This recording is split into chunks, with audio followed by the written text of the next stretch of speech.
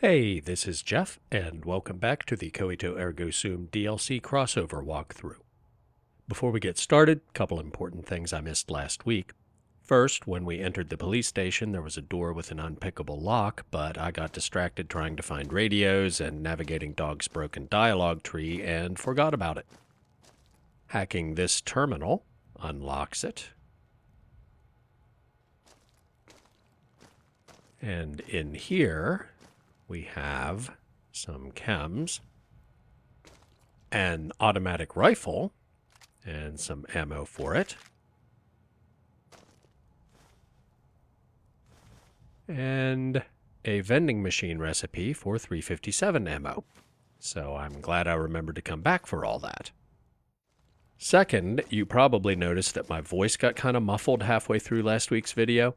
I had a mic problem that I didn't notice until I was editing, and I wasn't going to load a save and do it all over again, so I just had to live with it. Got a new mic, and we should be fine. Finally, I figured out why the ghost people were so much flimsier than I expected. The game was still set on easy from when I did the Skills Dash series. On one hand, I'm deeply disappointed because Courier Jeff's entire career up to that point was played in hardcore mode on very hard difficulty, and if I wanted to keep that streak, I'd have to start over from the save in Pahrump. On the other hand, I started the Coito Ergo Sum walkthrough from a save before I confronted Benny, but I've actually beaten the whole game on very hard before, and I already have those bragging rights. So I asked myself, would bumping the difficulty back up now make this any more fun for me or entertaining for you? And I decided no, it would not. It'd just slow things down by making combat a grind, and unless I completely misunderstand my audience, you're here for under-the-hood, behind-the-scenes stuff about the DLC and the mod, not to see me show off my mad skills. So I'm leaving it where it is. If there's a great public outcry in the comments, maybe I'll turn it back up, but I strongly suspect there's less interest in watching me dance around corners, dodging spears and chipping away at a ghost person's health bar than there is in seeing where all of Dean's stashes are, or how to get Christine to pose for the magazine, that kind of thing. And speaking of Christine, we're supposed to find collars 8, 12, and 14. We found collar 8 last week on Dog, or technically in Dog, so 12 is up next.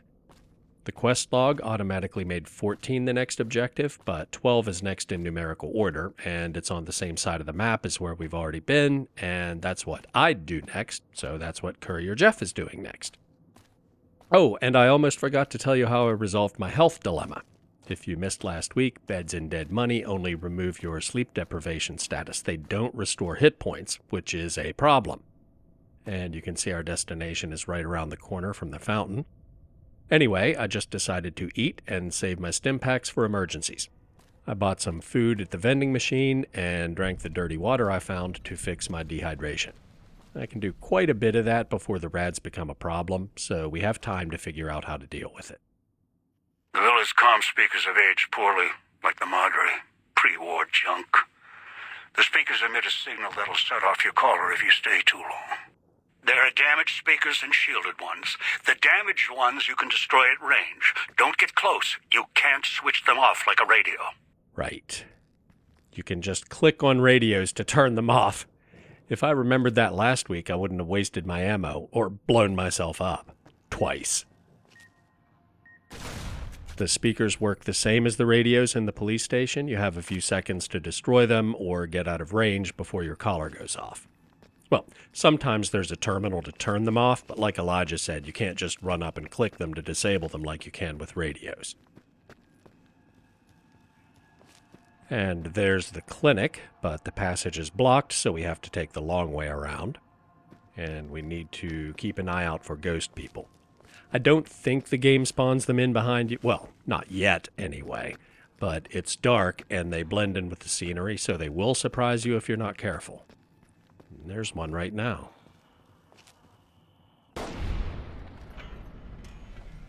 Kill cam. Hurry up. Need to dismember him. And there's the XP, so he's really dead this time. Switch back to the pistol. No more red on the map. I think we're okay for the moment.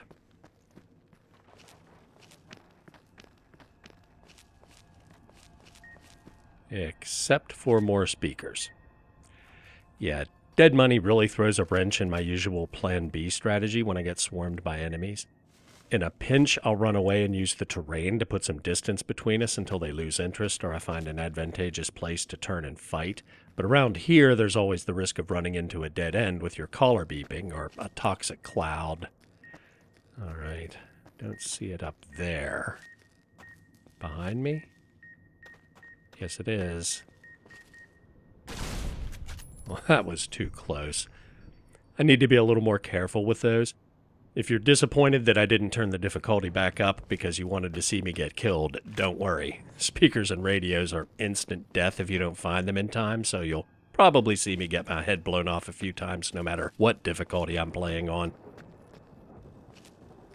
And I don't think that's the clinic door. Yeah, there's the clinic over there. So what's this? Oh, cloud. Looks like a shop, but we won't be finding out. Close the door so I know I haven't been in there. There's a way to clear the cloud from some areas later. I don't know if it clears the medical district, but if I remember, I'll come back and check. Maybe you're questioning my role-playing purist thing because Courier Jeff doesn't know what the cloud will do, but if clear air is poisoning me over time, no way am I stepping into something that looks like that. And here's another shop that isn't full of the cloud. If you haven't played this, the cloud isn't like the speakers where you have a few seconds grace and then you die. It starts draining your health bar as soon as you step into it. The damage per second is calculated from your base health, so it doesn't matter how many hit points you have. If you're starting from full health, it'll kill you in 10 seconds. Now, since we got ambushed after leaving the police station, I think it would be prudent to clear out as many speakers and ghost people as we can before heading into the clinic. Don't want to come out and have a pack of them chase me into a collar detonation zone. Or, you know, the cloud, or whatever. Very hard. That would suggest there might be something valuable inside.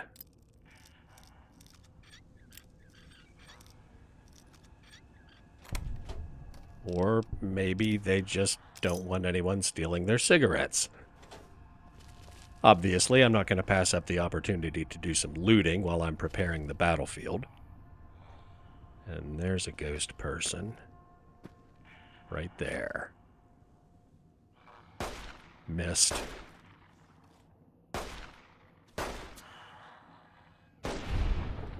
I need to get down there in a hurry to chop him up. Ha! Abominable perk. Huh. Can't believe I hadn't killed 50 abominations by now. Anyway, there was a broken wall on the other side of that breezeway, so let's go back upstairs and see where that goes. If I can find the shop again.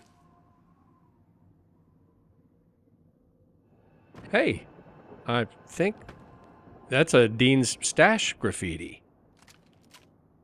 Yes. Well, we definitely need to find our way back up there now. There's the clinic again. So the shop should be, yes, right here. All right. So presumably there's going to be a stairway to the third floor over there. Just make sure. Yes, there's the graffiti. And there's the stairway. I haven't been collecting the Sierra Madre playing cards. I never play Caravan, so there's not much point. Likewise, I know there's a Sierra Madre snow globe someplace in the DLC, and if I run across it, I'll point it out, but I put Mr. House on timeout, and Jane won't buy snow globes from me anymore, so I probably won't pick it up and have it cluttering my inventory forever. And the stash should be out here someplace. Through that hole. Ah, there's a radio in there somewhere. Well, let's look around the roof first. That should be... Yes, the courtyard with the clinic entrance. So, yeah, right there. This will be number 3 of 15, I believe. Well, there's no radio in the room, and going downstairs is too risky until we find the first floor entrance, if there even is one. But it might be a speaker in the courtyard outside. Is that? I think that is one. Get out the hollow rifle. Yep, that's it. Nice. Unless it's like the police station and there's more than one with overlapping fields of effect. No? Sounds safe for the minute. Yeah, on the wall right outside this room, it would have covered this whole area, upstairs and downstairs. If I got downstairs and the door was boarded up, it'd be a death trap. As we'll discover soon, having Christine as a companion gives you a little extra time to find and disable sources of interference, so there are probably some places you can't explore alone, but if she's with you, it's possible.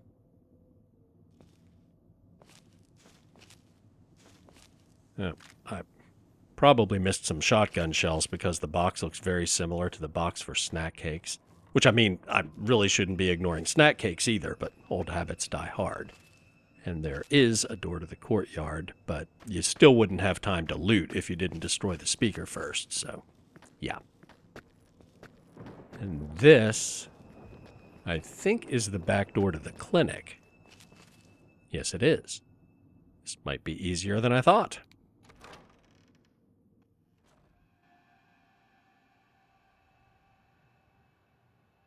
Picking up an emitter signature. Watch for security holograms. Dangerous. Don't shoot them. Attacking them is useless. And he's not lying. Holograms are completely immune to damage, but they can dish it out. And there's a speaker somewhere. Trying to skirt around them while they're both active is a recipe for disaster. You know what? I'm just going in the front. That must be one of the few times in video game history where exploring thoroughly and finding a secret back door to a dungeon doesn't make your life easier. Or maybe it's the Skyrim door.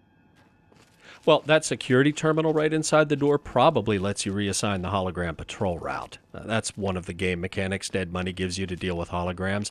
You can't fight them, but the security terminals let you make them go someplace you aren't. And since that one's on the second floor, we should be fairly safe down here.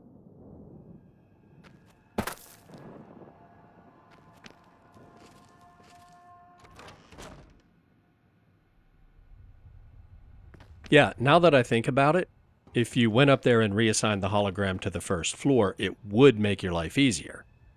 Ooh. Vending machine recipe for stim packs. Nice. Yeah, there's a key up there you need to get into the basement, but Courier Jeff doesn't know that, so he'd rather be where the danger isn't. And there is another one of Dean's secret stashes. Should be 4 out of 15. Yep. Now, if I remember correctly, there are 2 stairwells to the second floor, and the most obvious solution would be to use the security terminal down here to call the hologram downstairs, see which stairwell it takes, and run up the other one to get the key. But I'm going to loot the place first while it's safe. And by the way, all these headless corpses and mannequins with bomb collars explains why the holograms are set to patrol the second floor. Mad scientist obviously wouldn't be able to perform any twisted experiments with holograms looking over his shoulder. Although, as we'll discover much later, the mad scientist in this particular instance wasn't Elijah. He actually perfected the bomb collars at Big Mountain, but I'm getting way ahead of myself. Stairwell to the second floor, and the door to the basement, where we'll eventually need to go. Oh, you don't need the key. It's just a hard lock. Well, you know how Courier Jeff feels about locked doors. That's always where the good stuff is.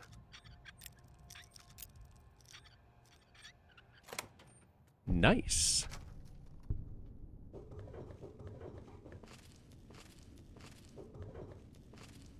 Workbench. Some basic crafting loot. I know there's a skill book in here somewhere. Yeah, right there. Medicine. Medicine skill's already 100, but it's worth money. And a terminal. Disengage main power, you say? Might help with holograms, speakers, all kinds of things. Let's head back upstairs and see what's changed. Hello. Apparently the holograms have an independent power source because it's still there. But there's a blue glowy thing on the wall that still has power, and it's the same color as the holograms, so...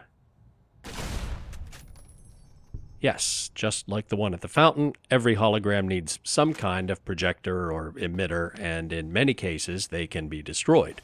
So now we're free to loot the doctor's offices. Second office on the left from the way we came up has the basement key, if your lockpick skill isn't high enough to pick it. And I think back here... Yeah, the back door we saw earlier. And I forgot about the radio interference, but apparently turning off the power did take care of that.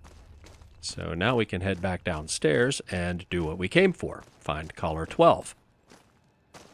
This wing has several auto docks. I don't think there's much loot back here. Some crafting supplies like surgical tubing. Probably no meds because the auto docks are self-contained.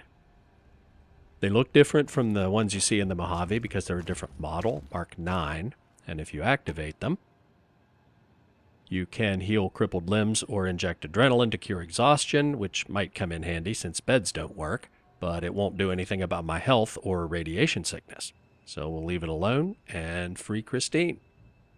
After I double check to make sure there's no loot in the auto dock rooms.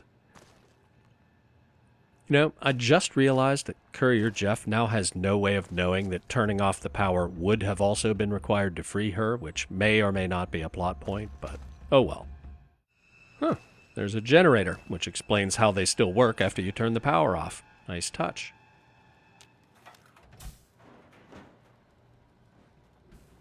Now, after spending half an hour trying to find a path through Dog's dialogue that wasn't broken, I'd feel really bad shortchanging Christine. But she can't speak because of the surgery the autodoc did on her throat, and her dialogue is silent with text descriptions of the gestures she uses to communicate with you. I'm going to take all the nice options because she's been confined in there for weeks while it tried to alter her voice for reasons we'll discover later, but I really don't want to read all of the text describing what she does with her hands and face in reply to your questions. Are you all right? She's obviously traumatized and has lingering claustrophobia from being restrained in a tiny metal tube while it did repeated surgeries on her throat, and she has no idea who we are, so she has every reason not to trust us, which is why it's a terrible idea to use any of the callous or threatening options. You can just force her to help you, because with the bomb collar she really doesn't have much choice, but it will not end well in the long run. And while Courier Jeff really just wants to get out of here and get home to Kakata, we do own a publishing business, and an exotic and extremely interesting potential model just fell into our lap. Pissing her off probably isn't the best strategy to get her naked. What happened? I think the designer's vision for Christine exceeded their ability to execute under the schedule pressure they were facing to get the game done. I always thought this scene would have been a lot more effective if they created dialogue animations, so you actually saw the gestures the text is describing. This isn't what it looks like.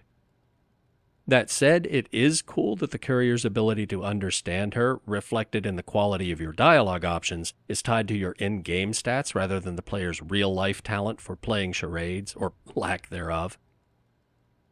And now she's trying to play with her collar, so we need to gently discourage that. It's a bomb collar. Mess with it, and it'll go off. And now she notices our collar, which, while it doesn't make her trust us, at least tells her that we didn't put her in hers. Let's just say we're in this together. And she's not thrilled about that idea. You know, I always thought the autodoc probably had a hell of a time working around the collar to operate on her throat. Anyway, we need to cooperate if we're going to get out of here. But she's still not having it. Let's not be impatient. Look, together we can get out of this. Still no dice, increasing the temptation you might feel to get snippy with her, but don't. And absolutely don't threaten to put her back in the autodoc. Look, I'm not trying to order you, but your life is tied to mine. And now we learn that just like Dog, she has her own agenda. She's looking for someone, and we'll discover later that it's Elijah. And also like Dog, she intends to kill him.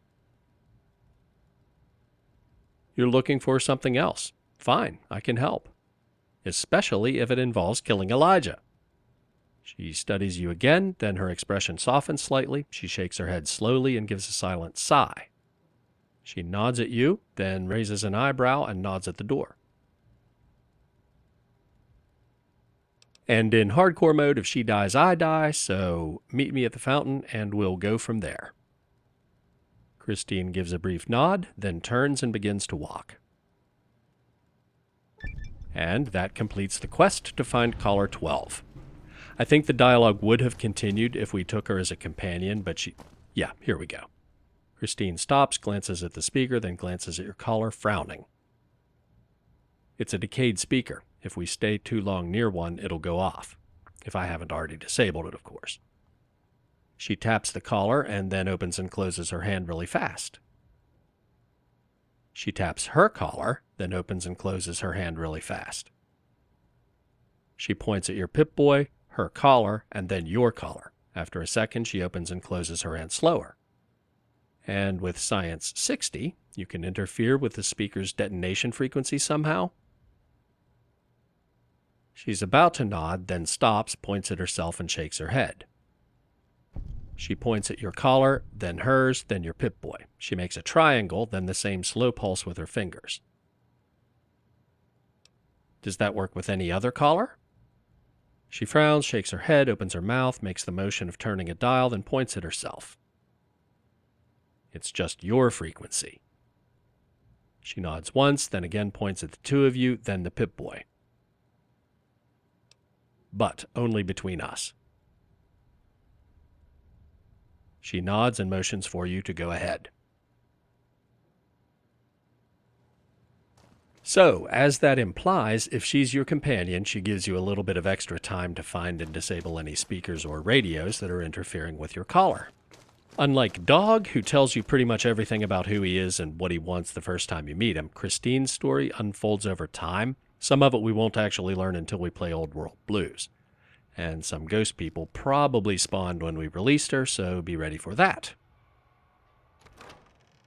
Yep.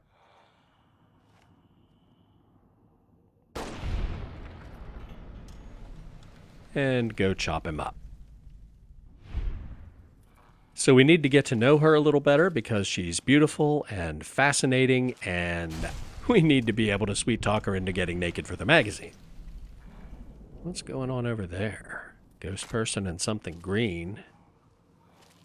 Oh. Okay. Apparently they don't teleport to the fountain after you release them.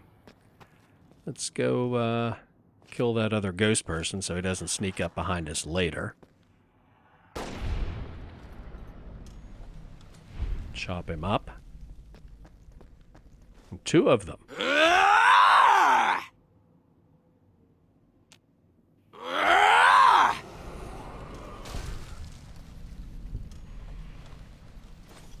I guess she killed one and the other one came to investigate after she ran off.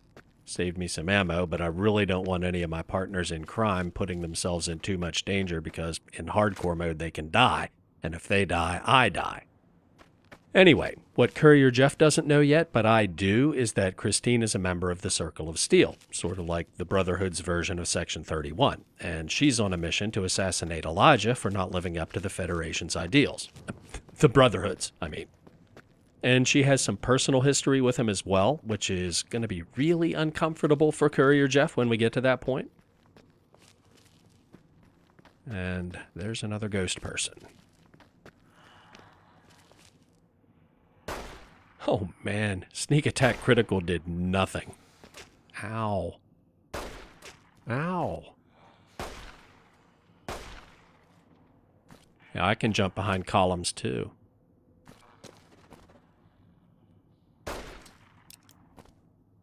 Uh-huh.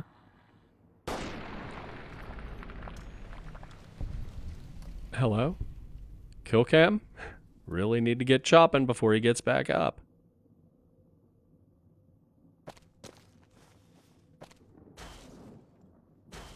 No, I think he was already dead. Anyway, when it comes to Christine's story, right now Courier Jeff is just thinking about how to get a best-selling interview out of somebody who can't talk. And boobs, of course, but mostly the interview. There she is again. And another ghost person. Don't need you coming around and interrupting any photo shoots, so you gotta go.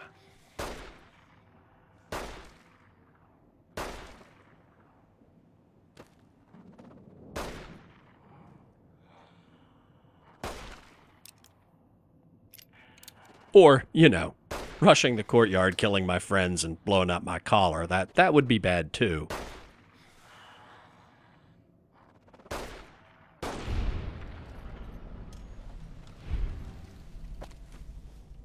Yeah, if I turned it back up to very hard, every combat would be that, but 5 minutes instead of 30 seconds. So let's go eat and get some health back and find Collar 14. What's this? Why, it's a little doll. Were you carved by a craftsman?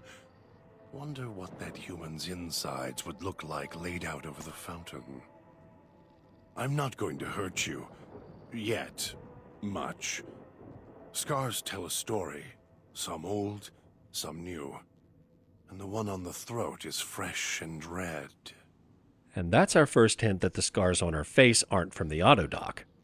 And there's another ghost person over there, but we'll be heading that way in a minute anyway. First things first. What's taking that human so long? I need something from the vending machine. Jeez. Okay, I'm gonna scout the rest of the villa proper and kill any ghost people I find. For one thing, I don't want them wandering over to the fountain and starting trouble with Dog and Christine.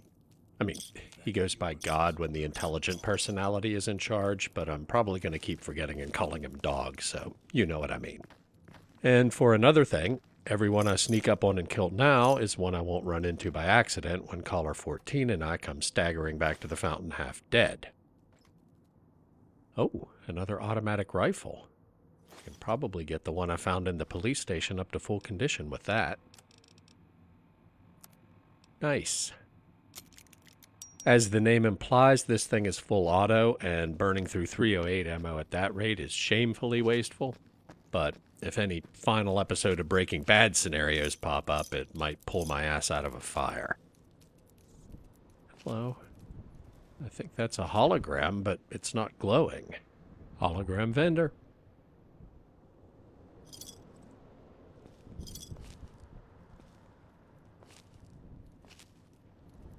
Well, let's see if you have anything for sale. The flickering hologram stares at you expectantly. Do you have anything I can buy? Stim packs. And neither one of us has any caps, so this is one of those rare instances where the barter menu is literally bartering. Let's see what I can afford to trade him. And if you don't mind, I'll just see what you have in your cooler here, too.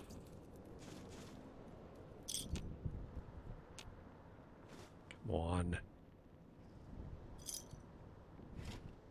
Vending machine code, return outfit item.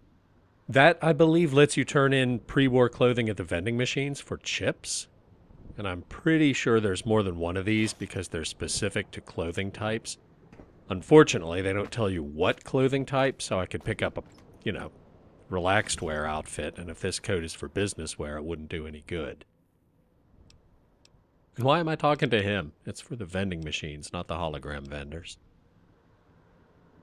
And speaking of the hologram vendors, you find a few of them scattered around the different districts of the villa, and quite a few in the casino itself. It wasn't just security staff that they were replacing because holograms can't be killed or bribed, but also service staff who handled a lot of money, like dealers in the casino and vendors. There's a ton of lore on terminals about the preparations for opening the casino and the goings-on in the resort town surrounding it. Most of it just for flavor or general background, but some that's related to things you'll see and do during the quest. And there's a courtyard full of... Ow! Ow, ow, ow, ow, ow. Damn it. Well, now Courier Jeff has his suspicions confirmed that thick concentrations of the cloud are dangerous. It didn't look like it was that close. I thought it was just down in the courtyard and maybe we could slip around the balcony, but nope. Anyway, I'm not going to make you look at a wall of green text while I read aloud every time I see a terminal, but if there's anything particularly interesting or relevant, lore-wise, I'll mention it. And speaking of the cloud, you might have noticed cloud residue in some of these containers when I'm looting. It's an ingredient for a couple of campfire recipes. One of them is like an improved version of cat eye. There's a pretty decent poison to put on your melee weapons. A couple of others. I don't think there are any literal campfires in Dead Money, but there are hot plates scattered around that give you the same crafting menu. Anyway, I think we saw the fountain down that street, so we've doubled back on ourselves through the second floor. And since we're close, I'm going to go try that outfit return code at the vending machine. Yeah, as I thought, there are separate codes for different types of outfits, but we do have a couple things we can turn in for chips, including cigarettes.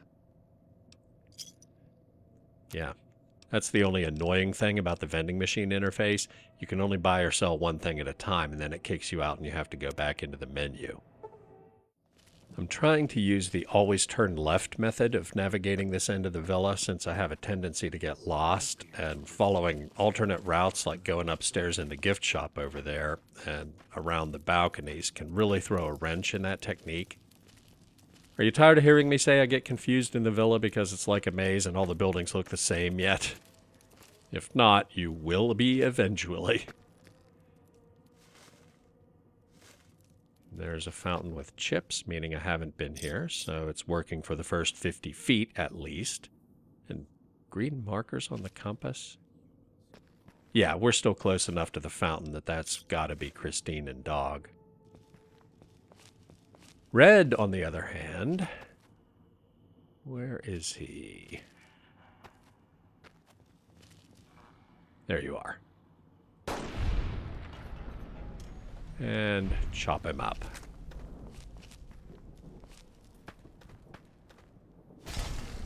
Hey, I didn't know that. I think I hit the wrong hotkey and just unequipped the pistol. I didn't actually equip the bear trap fist. Yeah, but it still worked. Apparently I can rip them apart with my bare hands. And God thinks Dog is brutal. Well, that's good to know. One less button to remember in stressful situations. And that is the courtyard full of cloud that we saw the upstairs door to on the balcony. Not going in there. So if you watched the Coito Ergo Zoom walkthrough, you know why Courier Jeff is extremely reluctant to put his companions in danger, and it's a deeper and more tragic reason than just self-preservation because of the collars.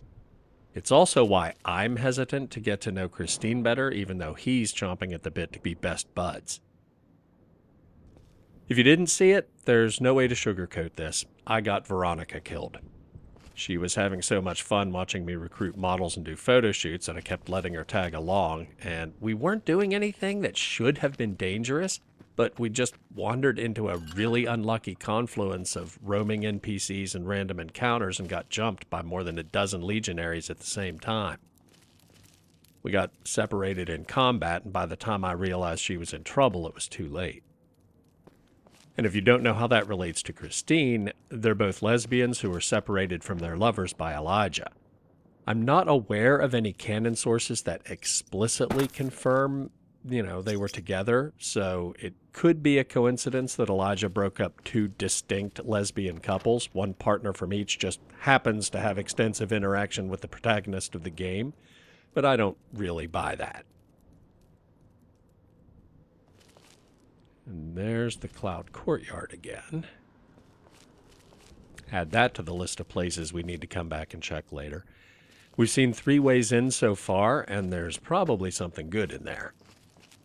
Even if we don't find a way to clear the cloud, we can wait until we're ready to leave and spam as many healing items as we need to get through it.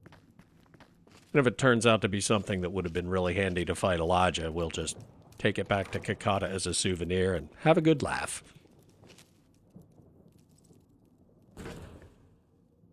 And I don't want to get turned around and lost if this is another one of those alternate route shortcut paths, but we can check up here for loot and then go back down and pick up where we left off at ground level. Wait a minute. That door's already open. Have we already been here? The fountain downstairs still had chips in it, but... Yes. We've definitely been here. The lamp and the gift shop sign, we've seen that. Maybe. Well, doesn't matter. We're going back downstairs. But there wasn't any other way onto the balcony, so I don't know. I'm not going to say it, but you know what I'm thinking. Well, stick to the always turn left plan and see what we find. Fountain with coins, so we haven't been here. Big door, that'll be a loading zone. Nothing at this intersection looks familiar. Stick to the plan. A lot of coins in this fountain. There are 2 loading zones in the east end of the villa, one to the residential district where Collar 14 is, and one that we'll use later. Based on the quest marker, this must be that one.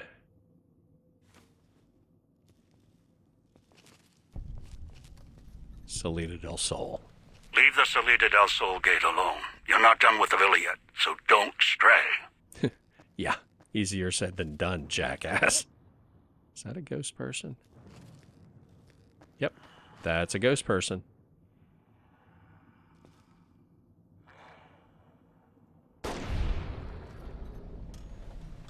Go finish him off. I love the fact that you can rip them apart with your bare hands. I did not know you could do that. That's just a giblet. There's a door over there.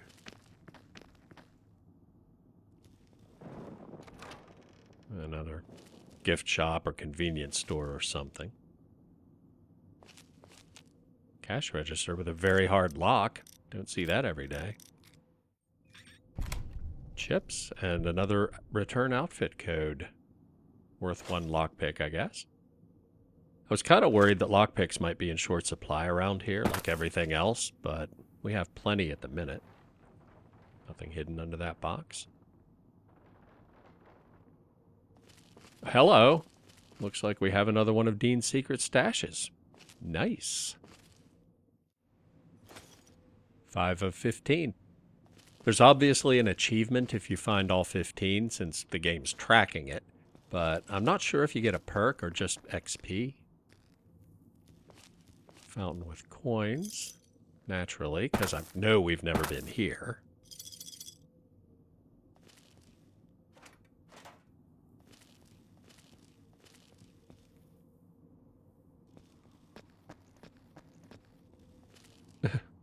Tripwire. Good thing I have the light step perk. Wonder what that would have triggered. Oh, battering ram trap. Yep. Talking is clearly not ideal for my perception, but no harm, no foul.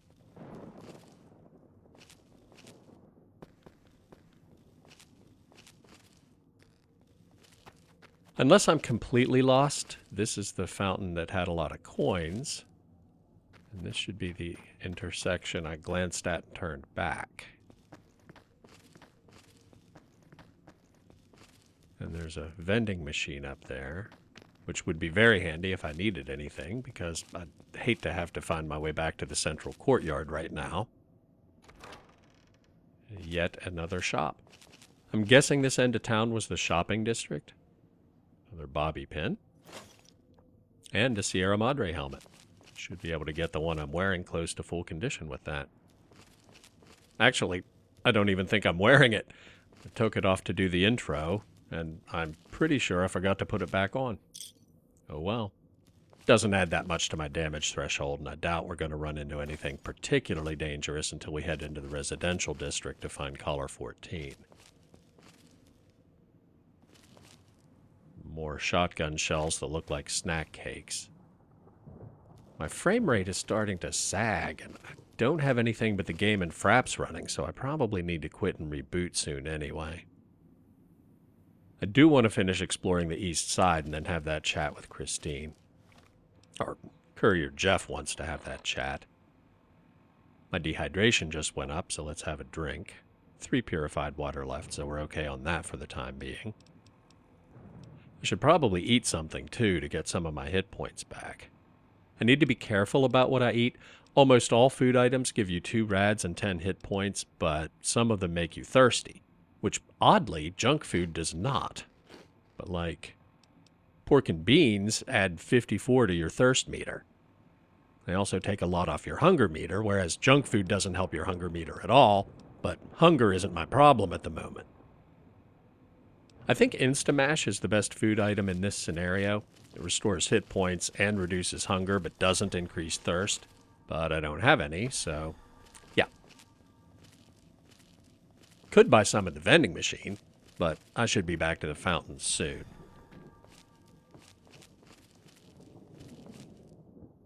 I don't know why I bother picking up spent ammo. I know we've seen a reloading bench, but the chances that I'm going to remember to do that are slim to none. This is the gate to the residential district, which means we should be close to the fountain. One more shop to loot.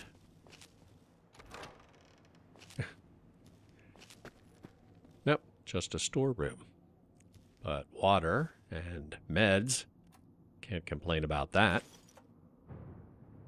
If I'd used the always turn right approach, we would have found the door sooner, but I would have wanted to explore the whole east side anyway, so we should be... Yep. Those facial scars weren't done by the auto doc, but the throat scar was. She nods slowly, puts her hand in front of her throat, closes it slowly, and points at you. I can't restore your voice. We'd need a real auto doc to do that. Those Mark 9s are crap. She shivers slightly and shakes her head.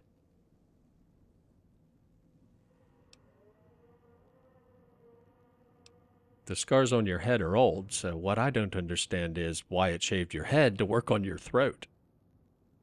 Christine looks blankly at you, touches her head, smiles, and shakes her head. Ah, you shave it yourself. You like it that way. It's a good look. She waves her hand, shakes her head, then nods in the direction of the casino. No, wait, I want to hear this. I like unusual hairstyles. Like, my girlfriend has a mohawk. She looks exasperated, makes a circle with her hands, repeats it twice, then raises her hands and waves them like wings. She puts both hands in front of her and makes a motion as if writing something. Ah, here we go. I get a special option because I'm an honorary member of the Brotherhood of Steel, which is an honor they bestowed upon me after I did some missions for them as a sort of memorial for Veronica. But I really have no reason to mention that to Christine yet. So, you were a Brotherhood of Steel scribe? She nods. She looks impressed.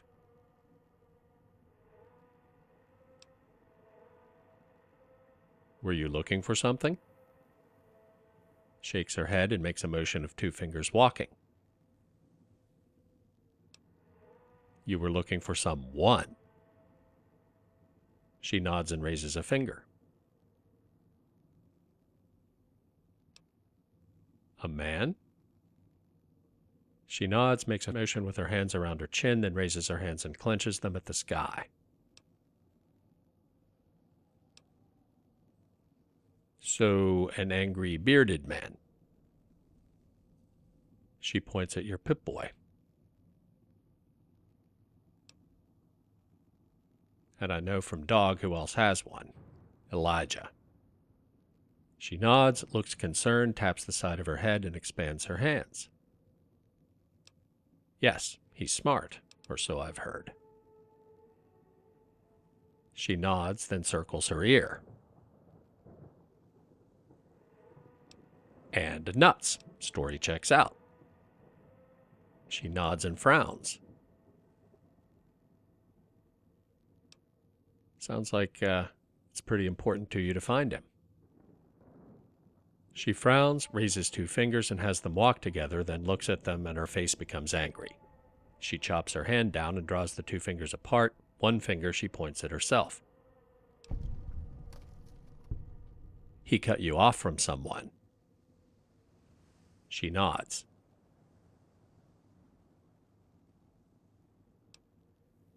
Family? Husband? She frowns, shakes her head, even more so at husband. Your wife. She shakes her head but rolls it side to side. Your girlfriend. She hesitates, then waves her hand.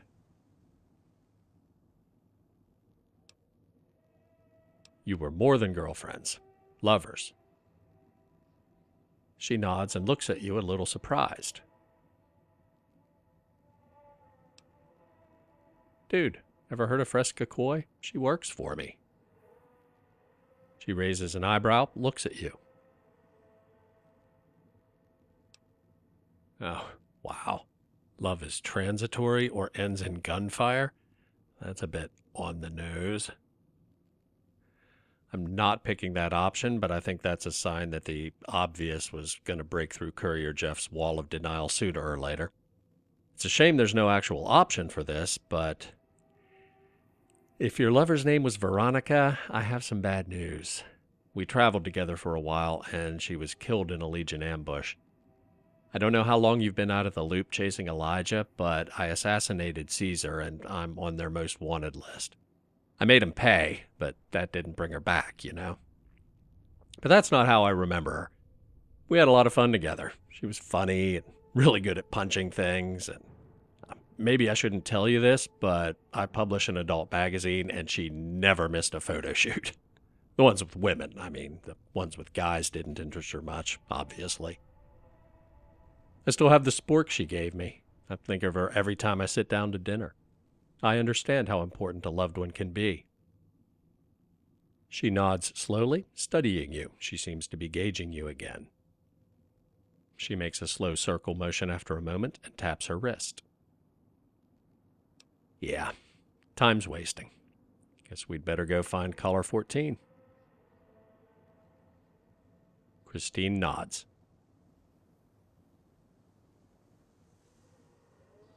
Well, that could have gone a lot worse. Not a word. Well, I think I'm going to call it a day, reboot, and find Caller 14 next week. Thanks for watching, and I'll see you then.